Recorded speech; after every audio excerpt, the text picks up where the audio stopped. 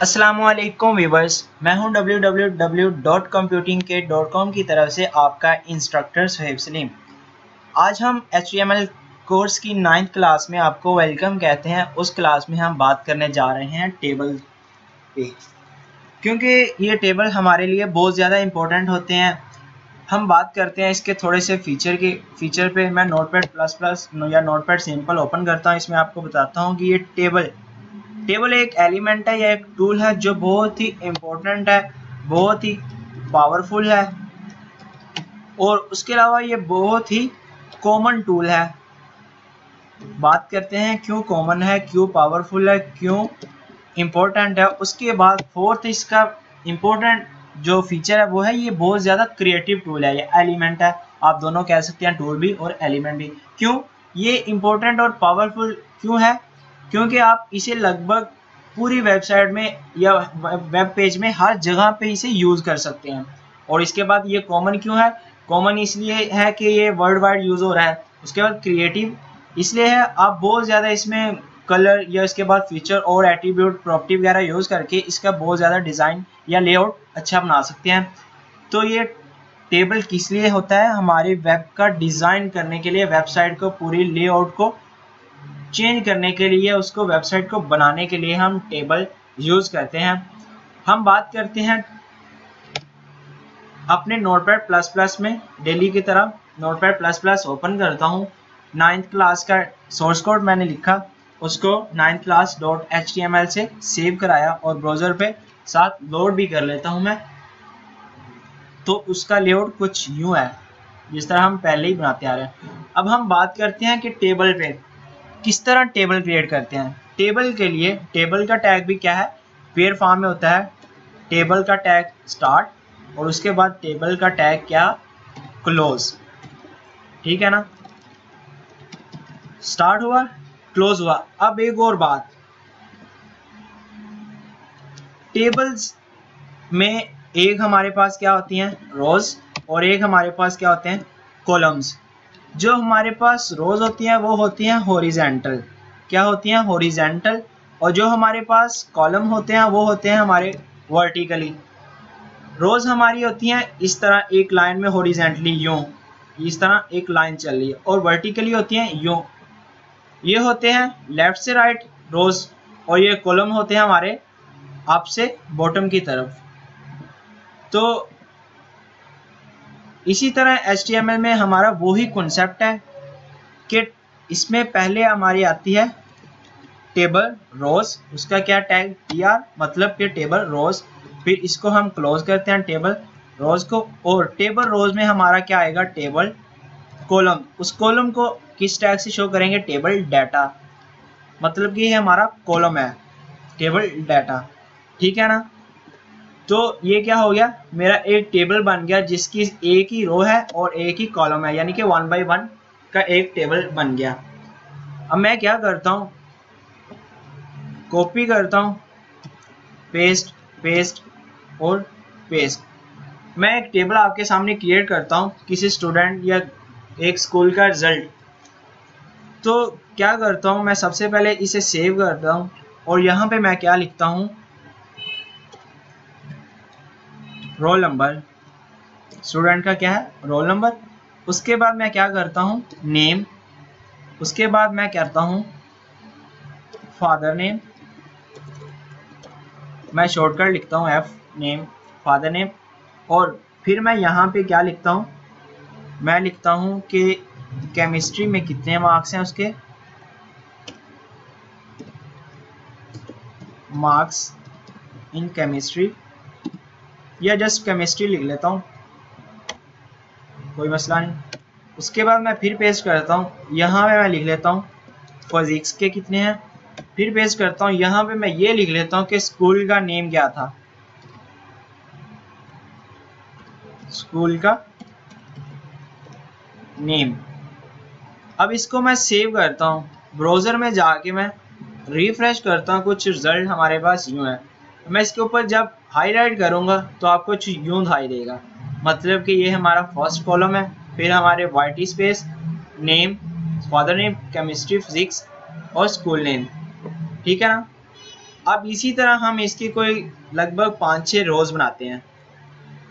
तो जब मैंने रोज़ बनानी है तो मैं क्या करूँगा, इस पूरी TR को कॉपी करूँगा। क्यों? क्योंकि रोज़ बनाऊँगा और इसी तरह ये क्या होगा, कॉलम नीचे नीचे कॉपी होता जाएगा। पेस्ट करता हूँ, 2 रो होगी, 3 होगी हमारी, 4 होगी और 5 होगी। मैं सेव करता हूँ, ब्राउज़र में जाके मैं रिफ्रेश करता हूँ तो ये देखिए क्या हो गया, हमारे पास 1 2 3 4 5 रोज़ होगी। ठीक है ना। अब मैं क्या करता हूँ, इसकी कुछ कस्टमाइजेशन भी हम साथ साथ कर लेते हैं। अब मैं टेबल को क्या कर ले सकता हूँ, बॉर्डर भी दे सकता हूँ ताकि ये मोर अट्रैक्टिव हो जाए या क्रिएटिव हो जाए। वो देता हूँ 2 पिक्सल। ठीक है ना। अब इसकी मैं विड्थ और हाइट भी कंट्रोल कर सकता हूँ खुद से, ताकि उतनी विड्थ और हाइट में मेरा टेबल आए। मैं कहता हूँ इसकी विड्थ मुझे क्या मिले, 500 पिक्सल, या कम कर लेता हूँ, 400 रखता हूँ। और उसकी हाइट कितनी रखता हूँ, हाइट इसकी मैं कर देता हूँ 500 पिक्सल। अब मैं सेव करके इसका रिजल्ट कुछ यूँ देख सकता हूँ। ठीक है ना। अब यहाँ पे मैं क्या कर लूँ, अलाइन कर लेता हूँ कि जो भी इसमें आए, जो भी मैं डाटा लिखूँ वो कहाँ पे रहे, सेंटर में। अब यही अलाइन को मैं हर TR में लिखता हूँ, इसमें भी, उसके बाद इस TR में भी लिखता हूँ, इस TR में भी लिखता हूँ मैं, उसके बाद इस TR में भी मैं लिखता हूँ। सेव करता हूँ मैं और जाके रिफ्रेश करता हूँ तो सब क्या है, हमारे सेंटर में आ गई। और लास्ट रो नहीं आई, वो हमने अभी तक की नहीं है। यहाँ पे आके मैं क्या करता हूँ, सेंटर में कर देता हूँ। अब हमने सबके क्या करने हैं, कॉलम को फिल करना है। ये तो हमारी होगी टेबल की हेडिंग, और यहाँ पे हमने रोल नंबर लिखना है स्टूडेंट का, फिर नेम, फादर नेम, इस तरह नंबर्स लिखने हैं। मैं फिल करता हूँ, जो ये हमारी हेडिंग है ये इसी तरह रहेगी। और यहाँ पे आगे मैं क्या कहता हूँ, जो फर्स्ट स्टूडेंट है उसका रोल नंबर है 1, जो सेकंड स्टूडेंट है उसका नेम है अली, उसका फादर का नेम है शकूर, और उसके केमिस्ट्री में नंबर हैं 78%, परसेंट में मैं लिख रहा हूँ। और फिजिक्स में उसके मार्क्स हैं 82%। और स्कूल का नेम मैं क्या कर रहा हूँ, मैं लिख रहा हूँ उसके स्कूल का नेम है, लेट से बात कर लेता हूँ, स्कूल का नेम सूफा। ठीक है ना। अब मेरा फर्स्ट स्टूडेंट का रिकॉर्ड क्या हो गया, फिल हो गया। अब मैं सेकंड पे आ रहा हूँ, इसका रोल नंबर 2 और इसका नेम मैं लिखता हूँ हमजा, और इसके फादर का नेम है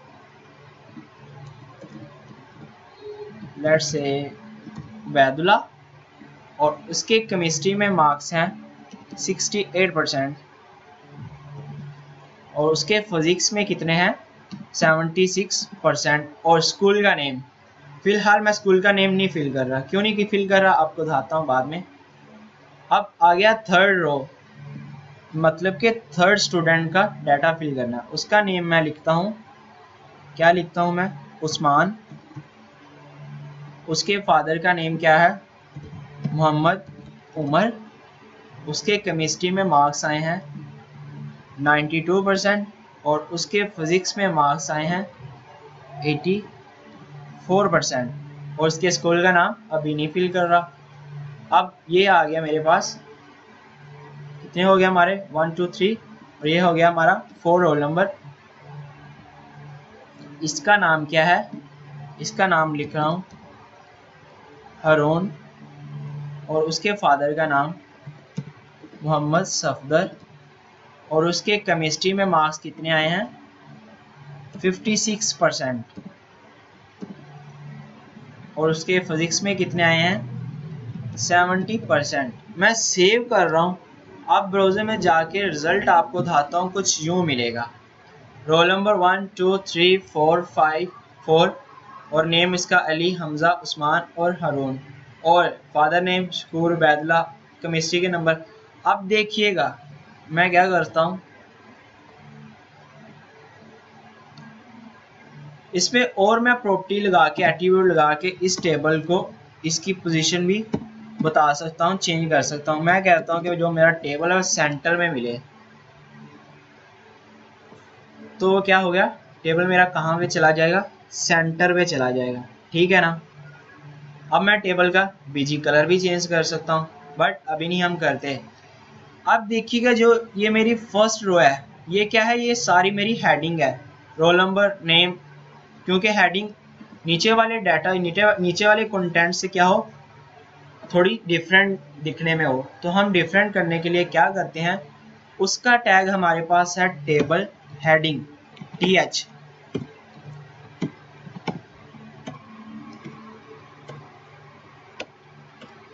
TH करते जा रहे हैं हम, तो क्या बन जाएगा, टेबल हेडिंग दिखने में बहुत ज़्यादा ज़बरदस्त और हेडिंग लगेगी हमें।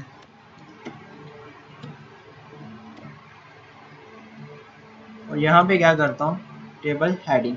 अब मैं सेव करके आके रिजल्ट देखूंगा तो मुझे यूँ मिलेगा, क्या हो गया, अब वो बोल्ड होगी, हमें लग रहा है इसकी क्या है, हेडिंग बन गई।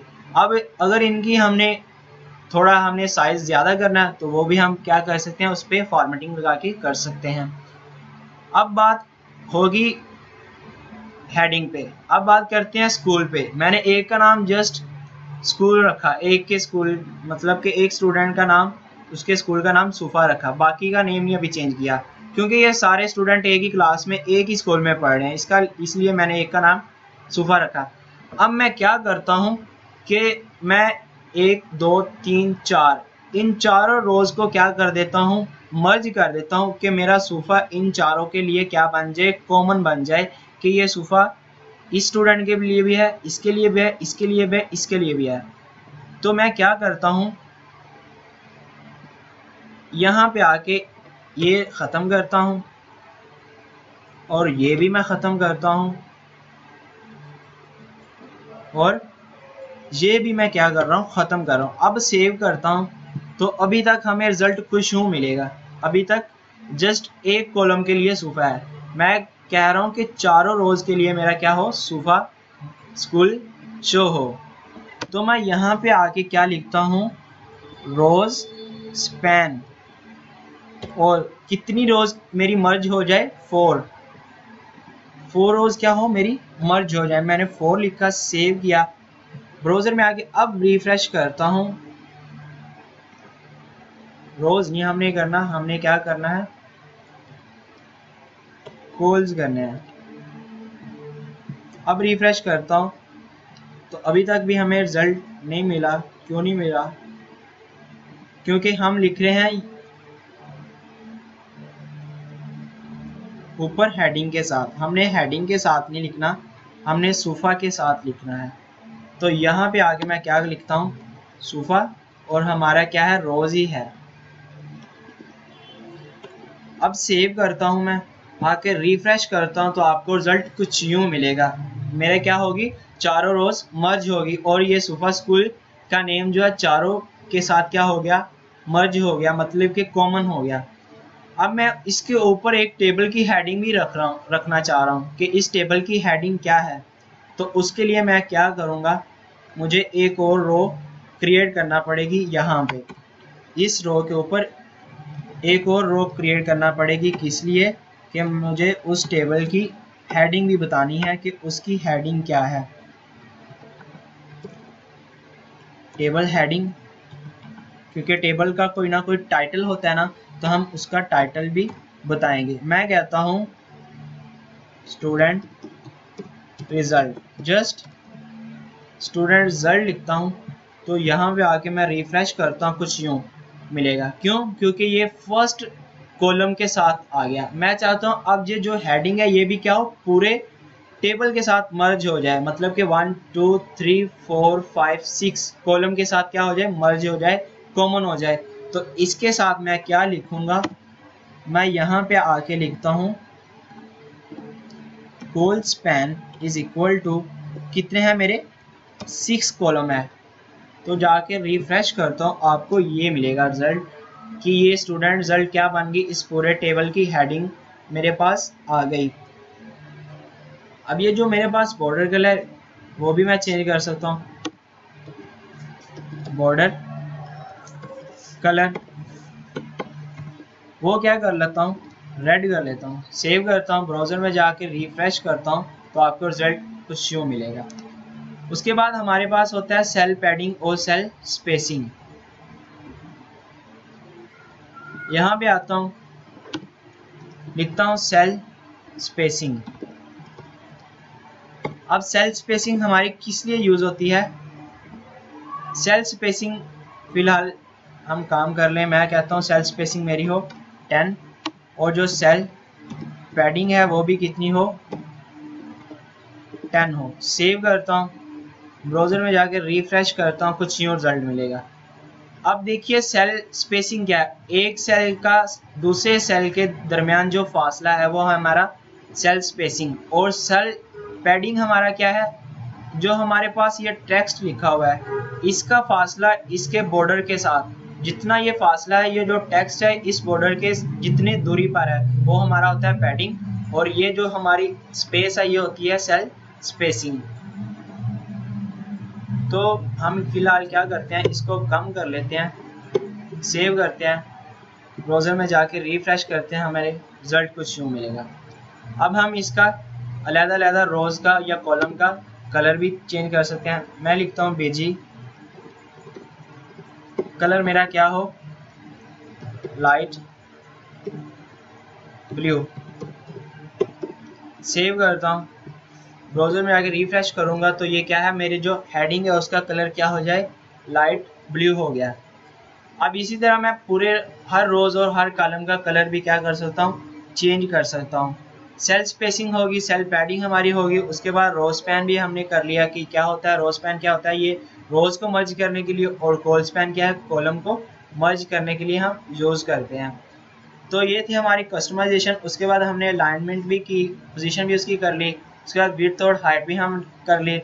उसके बाद इस पूरे टेबल का हम कलर भी चेंज कर सकते हैं। यहाँ पे जाके बीजी कलर लगा के आप क्या कर लें, बीजी कलर करें और मैं लिख देता हूँ पिंक, जस्ट आपको दिखाने के लिए डेमो। आके सेव करता हूँ, आके रिफ्रेश करता हूँ तो ये क्या हो गया, पूरा कलर का, पूरे टेबल का बीजी कलर चेंज हो गया। और बॉर्डर का कलर मैं क्या कर देता हूँ, ब्लैक। सेव करता हूँ, ब्राउज़र में आगे रिफ्रेश करता हूँ, बॉर्डर का कलर क्या हो जाएगा, ब्लैक हो जाएगा। तो ये था हमारा आज का टॉपिक, आज की क्लास जिसमें हमने बात करनी थी टेबल पे। तो नेक्स्ट क्लास में हम करते हैं लिस्ट पे बात, वो कितनी होती हैं। आज हमने टेबल कंप्लीट कर लिया, तो नेक्स्ट क्लास तक के लिए मुझे दीजिए इजाज़त। नेक्स्ट क्लास में मिलते हैं लिस्ट के साथ। खुदा हाफिज़।